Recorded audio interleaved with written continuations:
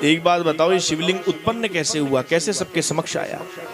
तो इसके विषय में कहने लगे कि एक बार की बात है, भगवान नारायण अपनी शेष सैया पर विश्राम कर रहे थे।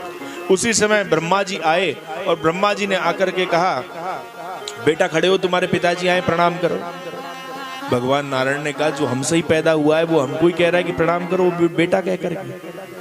भगवान नारायण ने कहा, किसने कह दिया आपको कि हम आपके बेटा हैं? आप हमारे बेटा हो? तो ब्रह्मा जी कहने लगे, अच्छा हम सारे जगत को उत्पन्न करें, सबको बनाते नहीं करते नहीं, फिर हम पिता भी नहीं है, हम तुम्हारे ही पिता हैं। इन दोनों के बीच में युद्ध इतना छिड़ गया कि महाराज इन्होंने तो पाशुपत अस्त्र निकाल लिया और उधर माहेश्वर अस्त्र निकल गया।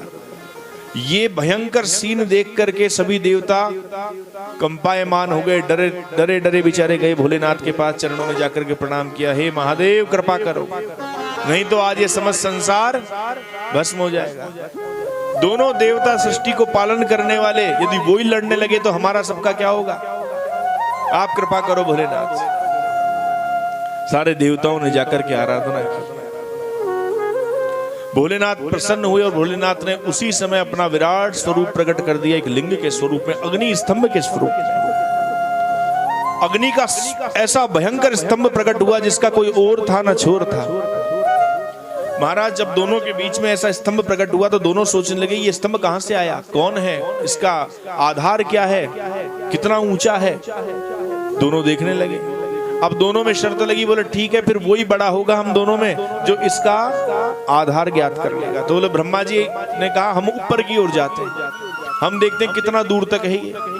विष्णु भगवान ने कहा, मैं नीचे की ओर जाता हूं, देखता हूं इसका आधार कहां है। भगवान नारायण तो बन गए वाराह स्वरूप में, वाराह भगवान धरती खोदते हुए नीचे तक चले गए और ब्रह्मा जी बन गए हंस स्वरूप में, और हंस स्वरूप को उड़ करके ब्रह्मा जी ऊपर जाने लगे। इतनी लीला को देख करके भगवान शंकर हंस गए, और भगवान शंकर का हंसना था कि उनके सिर पर चढ़ा हुआ केतकी का पुष्प गिर गया। जैसे ही केवड़े का पुष्प गिरा महाराज, वो गिरता गिरता गिरता गिरता कहीं जाकर के सालों में ब्रह्मा जी को दिखा। और ब्रह्मा जी को दिखते ब्रह्मा जी ने कहा, भैया कहां से आ रहे हो? बोला, पता नहीं कितने वर्ष हो गए नीचे गिराए जा रहा हूं, अभी तक आधार नहीं आया। तो बोले, तुम मेरा एक काम करोगे? बोला, आदेश करो।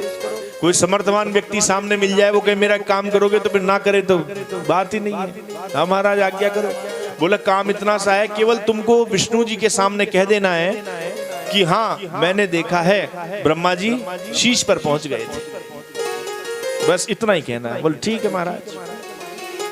ब्रह्मा जी आ गए और ब्रह्मा जी ने आकर के नारायण को जैसे ही देखा, नारायण ने कहने लगे कि भैया मैंने तो हार मान ली, क्योंकि मैं गया देखने के लिए, मुझे कुछ नहीं दिखा, केवल जाए जा रहा है, जाए कितना जाएंगे, इसका कोई और छोर नहीं है, मैं हार गया। ब्रह्मा कहने लगे कि मैं तो जीत गया, मैं तो देखो वहां से साथ में गवाह देने के लिए भी लाया हूं, ये केतकी का पुष्प से पूछ लो। बोले बताओ तुमको हमने ऊपर से लिया कि नहीं लिया? बोला हाँ साहब लिया था।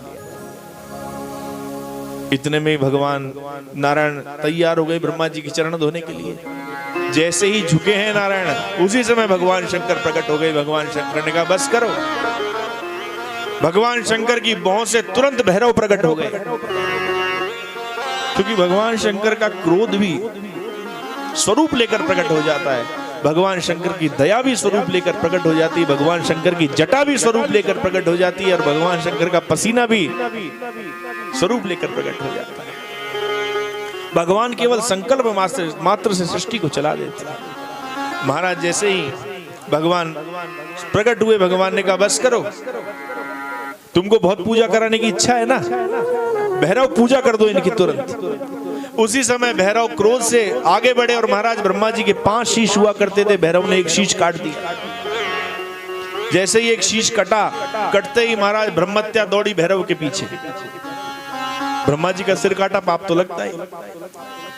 और उधर महाराज भैरव जी ने समस्त संसार में घूमते हुए जैसे ही काशी नगरी में प्रवेश किया, उसी समय ब्रह्मत्या भी छूट गई। इसलिए काशी की महिमा बहुत ऊंची है।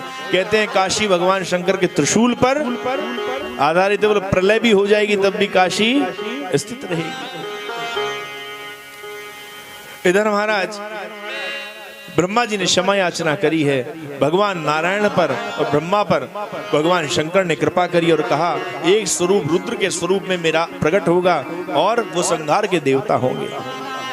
आपको मैं स्थिति प्रदान करता हूं, इस संसार का एकमात्र उत्थान आप करोगे ब्रह्मा जी, सबको प्रकट करोगे, संभालोगे नारायण आप सबको, और जो मेरा एक स्वरूप रुद्र उत्पन्न होगा वो सबका संहार करेगा।